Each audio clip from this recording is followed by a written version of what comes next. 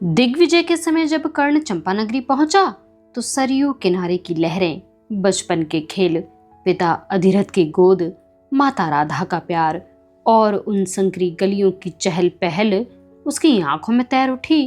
वह पल भर को योद्धा नहीं बल्कि वही मासूम बालक बन गया जिसने यही सपनों की उड़ान भरी थी। मैं हूं आपकी दोस्त वर्षा। आशा करती हूं आप सभी बहुत अच्छे से होंगे। एक बार फिर से आप सभी का स्वागत करती हूं आपके और हमारे चैनल स्पिरिट ऑफ इम्बाइब के मंच पर।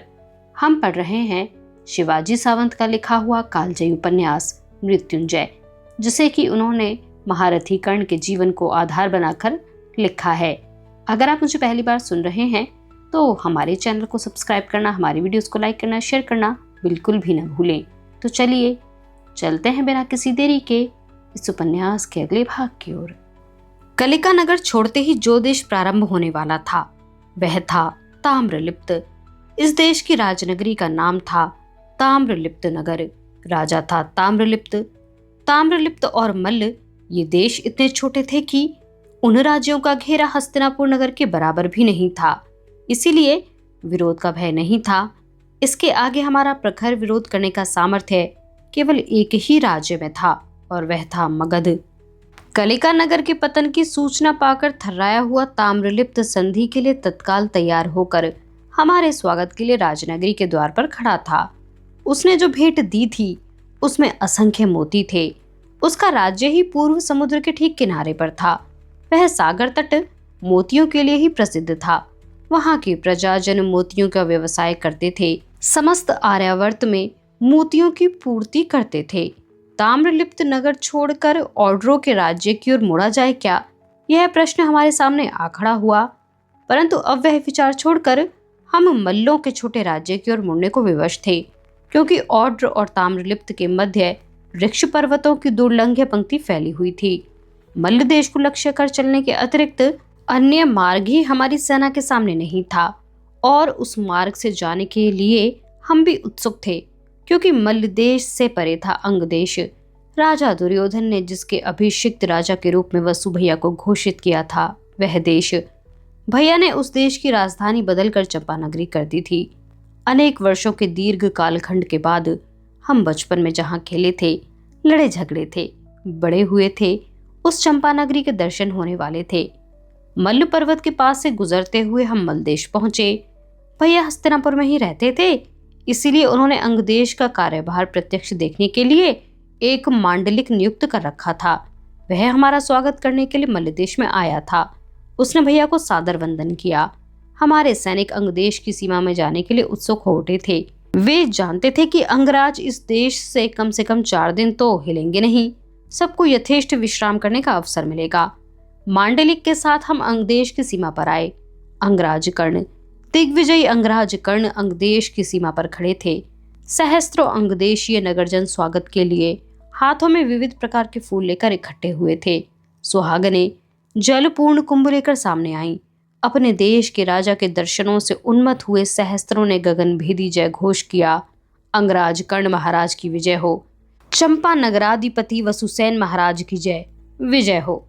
बचपन में पाषाण सिंहासन पर जो घोषणा की गई थी वह सत्य हो गई। फूल बरसाए गए। जब से हस्तिनापुर छोड़ा था तब से एक बार भी कुमकुम के पवित्र केसरी तिलक नहीं लगे थे।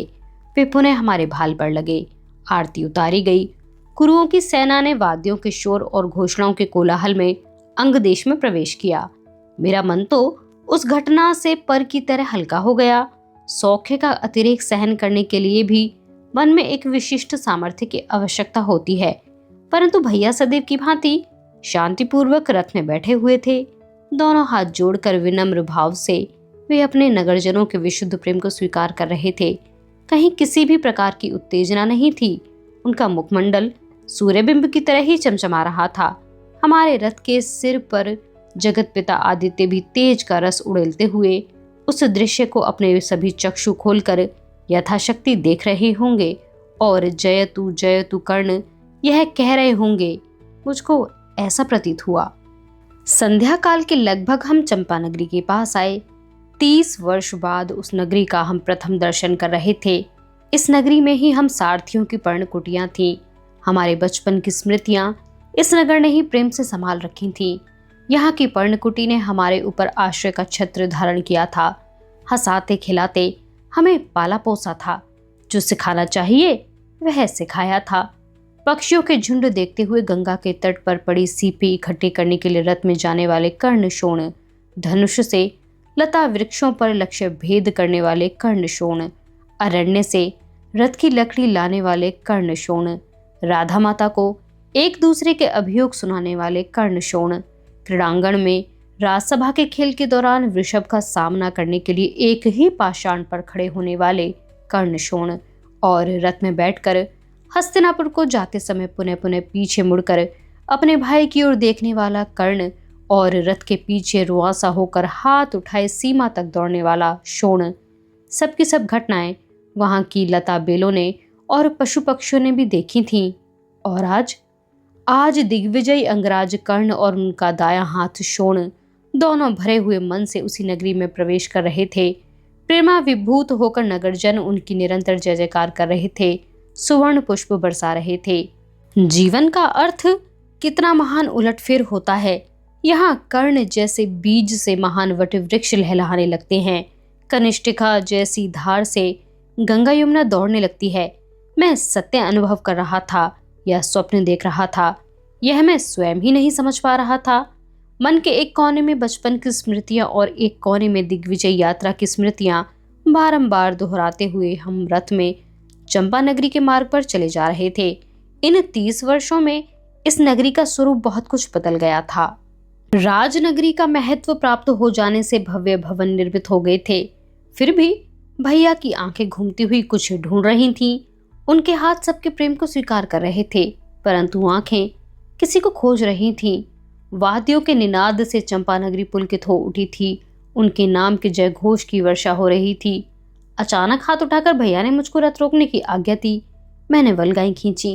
नीचे उतरकर वे झटपट भीड़ में होकर भीतर घुसे। मैं भी उनके पीछे पीछे चल पड़ा। मार्ग के आसपास भवनों का जल्दी जल्दी चक्कर लगाते हुए वे पीछे स्थित मुक्त क्रीड़ांगण तक पहुंचे। वह वही क्रीड़ांगण था जहां बचपन में हमने राजसभा का खेल खेला था। उनके लिए हमने जिस पाषाण का सिंहासन बनाया था, वह पाषाण एक कोने में पूर्ववत पड़ा हुआ था। नए भवन बनाते समय किसी ने उसको उल्टा कर दिया। उसका आसन जैसा भाग धरती की ओर कर दिया गया था। आसपास घास उगाई थी। पाषाण पर काई जम गई थी। शोण, वह देखो, अपने वसु भैया का सबसे पहला सिंहासन। राजदंड अपने हाथ से मेरे हाथ में देकर जल्दी जल्दी उस पाषाण के पास जाकर उन्होंने उसे सीधा कर दिया। फिर मेरे हाथ से वह राजदंड लेकर, जिसने देश देश के राजाओं का गर्व हरण कर लिया था, उन्होंने सहसा उस पाषाण के ऊपर रख दिया। उनके मन में क्या था, यह बता पाना कठिन था। चंपा नगराधिपति वसुसेन महाराज की यह कहने के लिए वहां बचपन के वे मित्र भी नहीं थे। उस आवाज से बौखलाकर आने वाला भड़का हुआ वृषभ भी वहां नहीं था। थी केवल स्मृतियां जो सत्य हो गई थीं, साकार हो गई थीं। क्षण भर बाद उन्होंने राजदंड उठाया, एक बार फिर उस सिंहासन पर दृष्टि जमा दी। फिर हम लौट आए, पुनः रथारूढ़ हुए। जन समुदाय राजमार्ग पर पुनः आगे बढ़ने लगा। हम बचपन में जहाँ रहते थे वे पर्णकुटियां आईं। भैया का आदेश पाकर मांडलिक ने उनको अच्छी तरह व्यवस्थित कर रखा था। उन पर्णकुटियों में मांडलिक के सारथी रहते थे। पर्णकुटी के द्वार पर खड़े होकर वे हमारे दिग्विजयी सेना की ओर अभिमान से देख रहे थे। सेनापति के दर्शन कर रहे थे। जिस पर्णकुटी में हम रहते थे उसके द्वार में एक अत्यंत वृद्ध सारथी खड़ा था। मैंने स्मृति के रूप में उस पर्णकुटी को वंदन किया और गंगा तट पर बने हुए मांडलिक के भवन में जाने के लिए घोड़ों की पीठ पर प्रतोद उठाया। भैया ने पीछे से उसे ऊपर ही ऊपर पकड़ लिया। शोण, नीचे उतरो। स्वयं नीचे कूदते हुए उन्होंने मुझे आज्ञा दी। किसी की ओर ध्यान न देते हुए वे सीधे उन पर्णकुटियों में से ठीक अपनी पर्णकुटी के पास गए। उनको सम्मुख देखते ही वह वृद्ध सारथी घबरा गया, अपने आप ही भीतर चला गया। उसके पीछे पीछे भीतर प्रवेश करते समय भैया का मस्तक तोरण से टकरा गया। जैसे वे लंबे हो गए थे वैसे ही वह द्वार थोड़ा ही ऊंचा हो गया था। उन्होंने अपनी ऊंचाई उस तोरण से नापकर देखी। सिर झुकाकर वे भीतर घुसे। मैं भी अंदर गया। घबराया हुआ मांडलिक पहली बार ही उस पर्णकुटी में आया। वृद्ध द्वारा बिछाए गए कंबल पर कुरुओं की 8 लाख सेना का दिग्विजयी, कवच कुंडलधारी, सुंदर सेनापति, अंगदेश का साक्षात राजा पैर सिकोड़ कर बैठा था। यह देखकर क्या कहा जाए, यह मांडलिक भी न जान पाया। महाराज, आप राजभवन चलें। वह कर्तव्य बुद्धि से बोला, नहीं, मैं यहीं इस पर्णकुटी में जी भरकर 3-4 दिन रहना चाहता हूँ। जो ये सारथी खाते हैं वही अन्न खाना चाहता हूँ। गंगा तट पर जाकर अर्घ्यदान करना चाहता हूँ। तुम लोग मेरे कारण पुनः यहाँ आने का कष्ट मत करना। सैनिकों का प्रबंध अच्छी तरह करो। जाओ। भैया पर्णकुटी की घास भरी छत की ओर देखते हुए बोले, जो आज्ञा। मांडलिक द्वार से बाहर जाता हुआ सिर झुकाकर बोला। मैंने लज्जित होकर सिर झुका लिया। मैं जिस पर्णकुटी से कतरा रहा था, भैया ने उसको अपना लिया था। शोण, ऊपर आओ इस कंबल पर। उन्होंने मुझको पास बैठा लिया। इतने में ही मांडलिक पुनः भीतर आया। उस वृद्ध को आज्ञा देते हुए उसने कहा, तुम जरा बाहर जाओ, महाराज को विश्राम करने दो। नहीं, ये बाबा भी यहीं रहेंगे, तुम जाओ। मांडलिक को कठोर स्वर में आज्ञा दी गई। मैं भैया के पैरों की उंगलियों की ओर देखता हुआ विचारमग्न हो गया। बचपन से लेकर समस्त जीवन ही घेरा बनाकर उस पर्णकुटी में मेरे चारों ओर नाचने लगा। अपने जीवन में मैंने एक बात अच्छी की थी। एक अथाह मन वाले अद्वितीय योद्धा का सारथ्य मैंने अंगीकार किया था। चंपा नगरी में 4 दिन कैसे बीते इसका हमको पता भी न चला। पर्णकुटी छोड़ते समय भैया ने मोतियों का कंठहार उतार कर उस वृद्ध के हाथ पर रख दिया। दूर देश में रहने वाले अपने संबंधियों को बुलवाकर यह पर्णकुटी सदैव मानवों से जागृत रखना, यह सूचना उसको दी। मांडलिक को जो सुवर्णकार दे रहा था उसे अस्वीकार कर उल्टे उसी को दिग्विजय की संपत्ति में से विपुल हीरे माणिक्य देकर चंपा नगरी की शोभा को और अधिक बढ़ाने की सूचना भी दी गई। अब कब होगा इसका दर्शन, यह कौन कह सकता था और कैसे कह सकता था। अश्रुपूर्ण नेत्रों से हमने चंपा नगरी छोड़ी। इससे आगे का राज्य था रणकुशल मगधों का। आर्यावर्त में कुरुओं के हस्तिनापुर राज्य के पश्चात सामर्थ्य की दृष्टि से मगधों का क्रम ही आता था। जरासंध के नेतृत्व में किसी समय उन्होंने मथुरा पर 17 आक्रमण किए थे। आसपास के सभी राज्य मगधों की प्रभुता स्पष्ट स्वीकार करते थे। जरासंध ने तो भोज राजाओं को पराजित कर सैकड़ों राजाओं को नरयज्ञ में बलि देने के लिए कारागृह में बंद कर रखा था। मगधों की सशस्त्र सेना भीमकाय योद्धाओं का गरजता हुआ महासमुद्र ही थी। गदा, शूल, तोमर, खड्ग, चाप, बाण, भाला, त्रिशूल, गज, अश्व, भुशुंडी सभी प्रकार के पथक कुशल लड़ाकों से भरे हुए थे। उनकी सैन्य संख्या 5 अक्षोहिणी थी। लगभग 10 लाख योद्धाओं से हमारा सामना होने वाला था। ये मगध पुरुवंशीय थे। उनकी राजनगरी थी गिरिवज्र। यह गिरिवज्र नगर वसु राजा ने गंगा के किनारे बसाया था। उसके बाद उसका पुत्र वृहद्रथ सिंहासन पर बैठा। इस वृहद्रथ के पुत्र जरासंध ने अपने अपार सामर्थ्य से सभी राज्यों पर मगधों का आतंक स्थापित कर अपने राज्य को विशाल साम्राज्य का रूप प्रदान किया था। भीम के द्वारा जरासंध का वध करने के कारण गिरिवज्र नगर पर जरासंध का पुत्र सहदेव राज्य कर रहा था। हमारी सेना से उसकी टक्कर होनी थी। चंपा नगरी छोड़ते समय हमने वहां के जानकार सैनिकों के कुछ पथक अपने साथ लेकर अपने सामर्थ्य भी बढ़ा लिया था। हमारी सैन्य संख्या अब 10 लाख के लगभग हो गई थी। उसमें वे सैनिक भी थे जो पराजित राजाओं ने उपहार स्वरूप दिए थे। टक्कर जोड़ की थी। पौष का शुक्ल पक्ष समाप्त होते ही योजनों के बाद योजन मार्ग आक्रांत करते हुए दुर्वासा ऋषि के आश्रम के समीप होकर हम गिरिवज्र नगर की सीमा पर आ पहुंचे। पहुंचते ही मगधों की रणकुशलता का चकाचौंध कर देने वाला अनुभव हमको हुआ। समस्त नगर के चारों ओर जो खाई थी वह उन्होंने लकड़ियों से किनारों तक भरकर उन लकड़ियों में आग लगा दी थी। अग्नि की ज्वालाओं के मंडल में गिरिवज्र की प्राचीन अभेद्य प्राचीर सिर उठाए तनकर खड़ी भयंकर दिखाई दे रही थी। चुप बैठने के अतिरिक्त अन्य कोई मार्ग ही हमारे सम्मुख नहीं था। 1-2 दिन तड़तड़ जलती हुई लकड़ियां खाई में धधकते हुए अंगारों का रूप धारण कर नष्ट हो गईं। उन अंगारों की अग्नि बुझने की राह देखते हुए खाई के किनारे हम 2 दिन तक पड़ाव डाले रहे, परंतु तीसरे दिन प्रातःकाल देखते हैं कि नए अंगारे तैयार करने के लिए लकड़ियों का नया ढेर एक रात में खाई में पुनः भर दिया गया था। पुनः प्राचीर को चाटने वाली प्रचंड ज्वालाएं तैयार हो गई थी। इस तरह यह कितने दिन चलेगा? मगधों का पतन हो सकेगा या नहीं? यह कानाफूसी हमारे सैनिकों में होने लगी। 8 दिन खाई के बाहर पड़े पड़े सैनिक उब गए। कुछ करना अनिवार्य था। 9वां दिन उदित हुआ। खाई में से उठने वाली राख के कण हमारे सैनिकों की आंखों में घुसने लगे।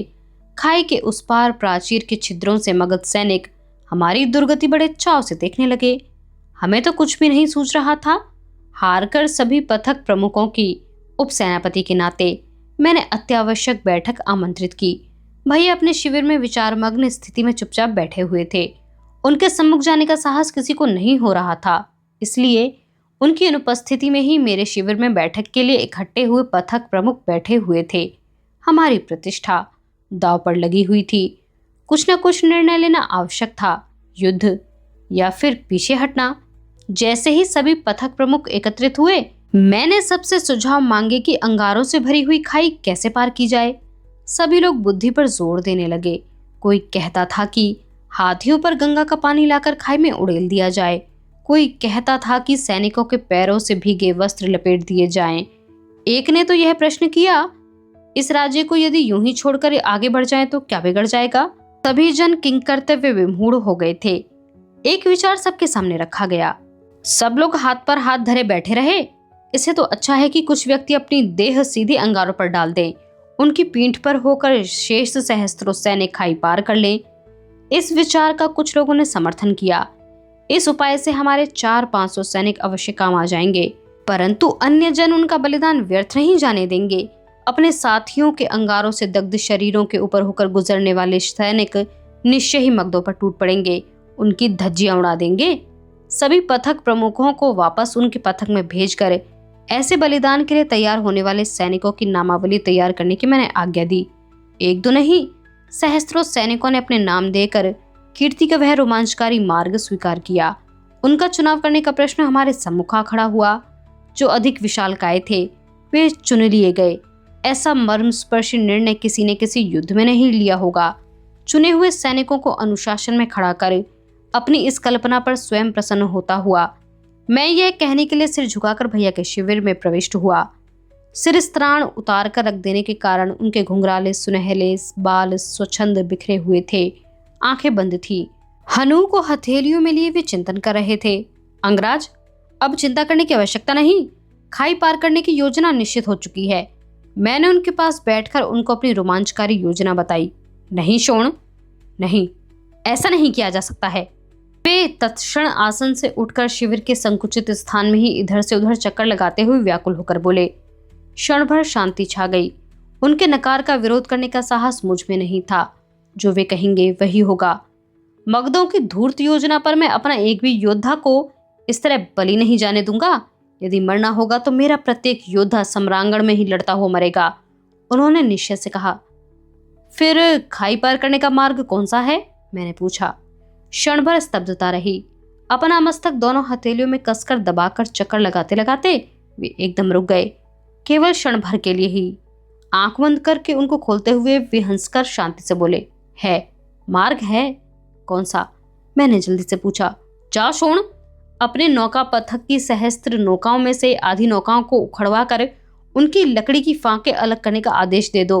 उनको अंगारों पर बिछाकर ही आज हमारी सेना अपना एक भी योद्धा न गवाती हुई खाई पार करेगी। उन्होंने सिरस्त्राण पहन लिया। नीली आंखें चमकने लगी।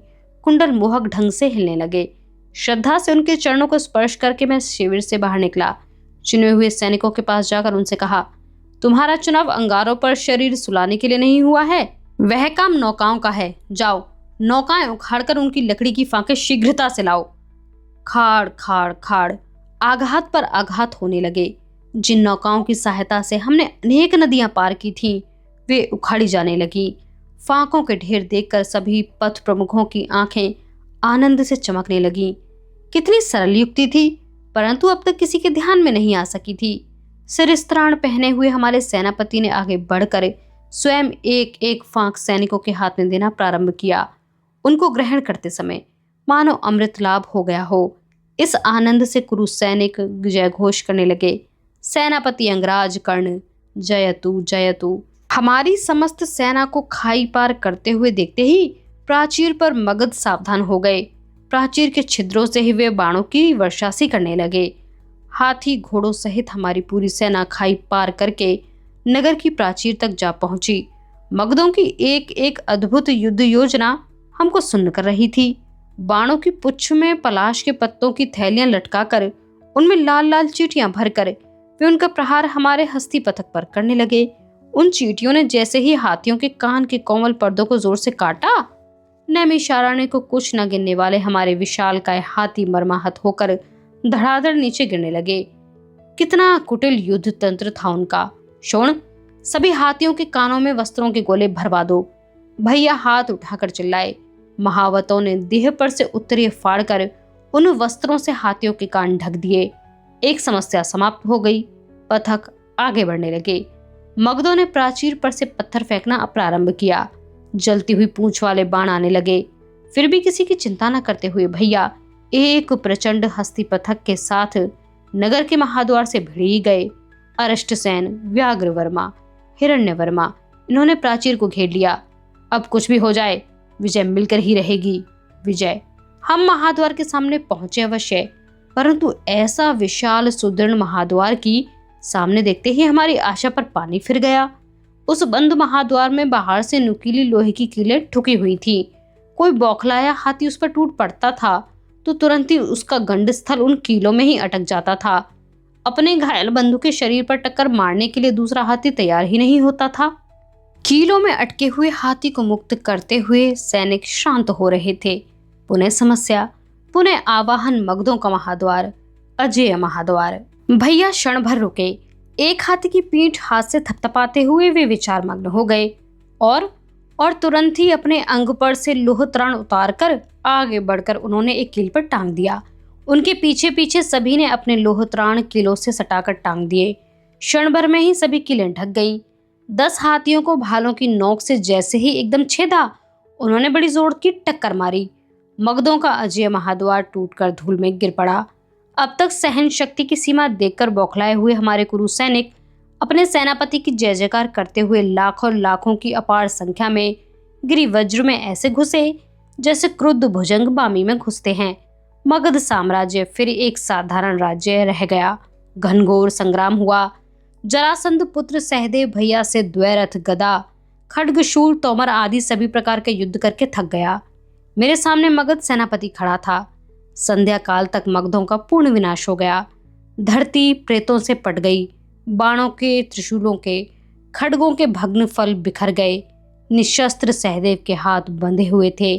इसी स्थिति में व्याघ्रदत्त ने उसको अंगराज के सम्मुख उपस्थित किया, जिसके पिता ने अनेक राजाओं के हाथ बांधकर उनको कारागृह में बंद कर दिया था। वह स्वयं बद्धहस्त स्थिति में सचिव के साथ कुरुओं के सेनापति के सामने खड़ा था। उसका सेनापति तो गतप्राण ही हो गया था। इतनी मर्मभेदी पराजय मगधों ने इससे पहले कभी अनुभव न की होगी। उनका राजध्वज नीचे उतर गया था। बोलो सहदेव, क्या कर दोगे? हमारे सूर सेनापति ने पराजित राजा से पूछा। जो आप कहें, धूर्त सचिव ने उत्तर दिया। राजन, तुम बोलो। हीरे, मोती, सुवर्ण, पाचू, प्रवाल, धान्य, गाय, यह कर तुमको देना ही होगा, लेकिन कैसे दोगे जानते हो? आगे अंगराज, सहदेव धीरे से बोला। उसका सिर झुका हुआ था। कारागृह में बंदी बनाए गए राजाओं का दुख वह आज अनुभव कर रहा था। जितनी नौकाएं तोड़कर तुम्हारी धधकती हुई खाई पार करनी पड़ी है, उतनी नौकाएं बनवाकर उनको भरकर यह कर हमारे उपसेनापति को अर्पित करो। मेरी ओर उंगली उठाकर आज्ञा दी गई। सिर हिलाकर स्वीकृति प्रदर्शित करते ही सहदेव के हाथों मुक्त कर दिए गए। वीर योद्धाओं के मगध देश का पतन हो गया। माघ महीना प्रारंभ हो गया था। हस्तिनापुर छोड़े 2 मास बीत गए थे। हमने सहायता के लिए जो अंगदेशीय सैनिक लिए थे, उनको चंपानगरी की ओर वापस भेज दिया। मगधों के पतन की शुभ सूचना लेकर गुप्तदूत हस्तिनापुर की ओर भागता चला गया। उस रात से ही मगधों के और हमारे कारीगर अहिर्निश नौकाएं तैयार करने लगे। उनको ठोका पीटी से जिनको नींद नहीं आती थी, वे सैनिक मगधों की राजनृत्यकी का विलोभनीय नृत्य मशालों के प्रकाश में देखते हुए अपनी सुध बुध खोने लगे। जिस कारागृह में जरासंध ने राजाओं को बंदी बना रखा था, उसको एक बार देख नौकाओं सहित कर ग्रहण कर हमने गिरिवज्र छोड़ दिया। निरंजना नदी के किनारे किनारे आगे बढ़ते हुए किकट, मंद, उत्कल आदि राज्यों को जीतते हुए ऋक्ष पर्वत के निकट से हम पुनः पुरुसागर की ओर चल दिए। माघ महीने का शुक्ल पक्ष समाप्त हो गया। ऋक्ष पर्वत पर कलम्ब मैनफल, पांडल, उदखैर, असन, कटक, नाना, शमी, जलनीम, पुनाग आदि अनेक प्रकार के वृक्ष थे। उनके पत्तों का संगीत पुरु सागर का नटखट पवन हमें सुना रहा था। वैतरणी नदी पार करते ही पुंड्र देश में हमारा प्रवेश हो गया। पग पग पर आर्यावर्त के प्राकृतिक सौंदर्य के विविध रूप देखते हुए हम आगे बढ़ रहे थे। कितने प्रकार के पक्षी, लताएं, वृक्ष, नदियां, सरोवर, फूल, शस्य, पर्वत, इनसे यह देश भरा हुआ था। यह कभी कोई बता नहीं पाएगा। मनुष्य के राज्यों को पराजित करते हुए हम चले जा रहे थे, किंतु निसर्ग के राज्य को हम श्रद्धापूर्वक मान वंदना देते जा रहे थे। पुंड्र देश में प्रवेश करते ही अपने मुट्ठी भर सैनिकों के साथ उस देश का राजा पौंड्रक वासुदेव हमसे आ भिड़ा, परंतु हिरण्यवर्मा ने ही उसको पराजित कर दिया। इसलिए हमको शस्त्र भी धारण न करना पड़ा। इसके बाद का देश था कलिंग, राजा दुर्योधन के स्वसुर चित्रांगद का देश। इस देश पर सेना लेकर कैसे चढ़ाई करें, इससे दुर्योधन की भावना को ठेस पहुंचेगी। यह विचार कर मैंने अपने सेनापति से कहा, यह कलिंग देश महारानी भानुमति का और सुप्रिया भाभी का है, इसलिए इसको छोड़ दिया जाए तो? नहीं, मैं द्वारिका और मथुरा इसके अतिरिक्त अन्य किसी राज्य को नहीं छोड़ सकूंगा। यह राजदंड समस्त कुरुओं का है। मेरी तुम्हारी राजा दुर्योधन की या किसी की भी भावनाओं की अपेक्षा उसकी प्रतिष्ठा का मूल्य अधिक है। वहां कौन सा राजा उपस्थित है? भानुमंत या उसका पिता? भानुमंत, महारानी भानुमति का भाई। उसको संदेश भेजो कि शरण में आ जाए। यदि वह शरण में नहीं आया तो फिर क्या? उसकी भी वही गति होगी जो मगधों के सहदेव की हुई है। यह उसको लिख भेजो। उनकी आज्ञा अनुसार संदेश लेकर दूत कलिंग की राजनगरी राजपुर को चला गया। वास्तव में यह राजपुर नगर सुप्रिया भाभी के कारण भैया को प्रिय लगना चाहिए था, परंतु सेनापति के अतिरिक्त अन्य किसी भी नाते का विचार करने को वे तैयार नहीं थे। संदेश लेकर गया हुआ दूत लौटकर क्या संदेश लाता है, यह जानने के लिए हम मन से उसकी राह देख रहे थे। आज का यह भाग यहीं पर समाप्त होता है। अगर आपको यह पुस्तक पसंद आ रही हो तो हमारे चैनल को सब्सक्राइब करना बिल्कुल भी न भूलें। हमारी वीडियोस को लाइक करें और कमेंट बॉक्स में आकर अपने विचार हमसे साझा करें। हमारे साथ बने रहने के लिए, हमें सुनते रहने के लिए आप सभी का बहुत शुक्रिया।